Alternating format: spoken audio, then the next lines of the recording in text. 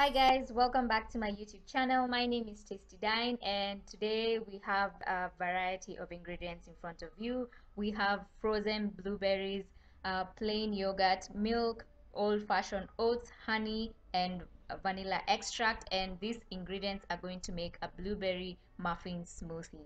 So every time you plan on making a smoothie, you need all the liquids near the blade of your blender to help guide blending the dry ingredients. And for my case, the dry ingredients are the rolled oats and the frozen blueberries. Next goes in the wet ingredients: the milk, the honey, the vanilla extract, and the yogurt. Immediately after that goes in the rolled oats and the frozen blueberries, and you get to pulse everything together. I need a cha-cha beat, boy. This was all you.